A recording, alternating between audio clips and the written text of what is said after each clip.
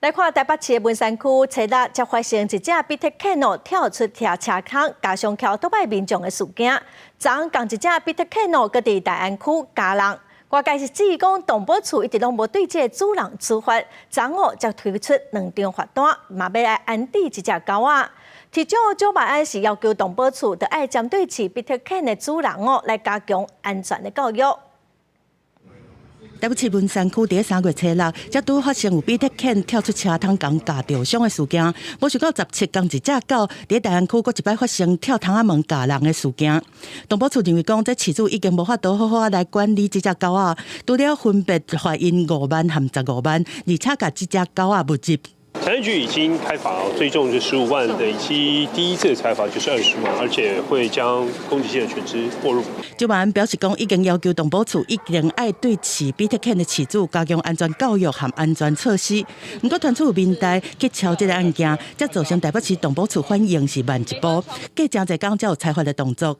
对这台北市商法局是否认，而且要求需检讨裁罚和作业定数。没有议员官说的这样子的事情。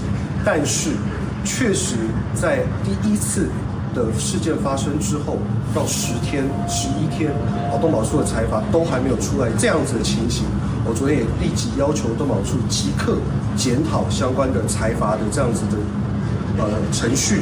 徐医师提醒讲，比特犬这压力是真强，万一若互比特犬攻击，千万是莫甲拍，因为有可能会造成比特犬愈加愈大力。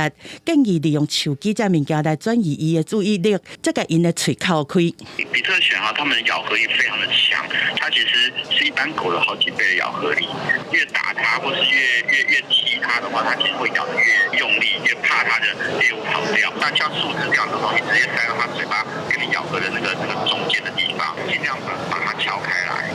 比特犬2摆对车顶家己开窗仔门跳车，甲骑奥多摆夹着伤，引发社会的讨论。不过，嘛有网友质疑讲，饲主甲狗仔扭起来的时阵，后座的车窗的齿力无作用，弄一开驾驶座才甲车的窗仔门关起来。认为讲饲主讲比特犬家己去饲着这车窗的齿力的讲法是真有疑点。详细原因嘛是要等后壁的厘清。公司新闻综合报道。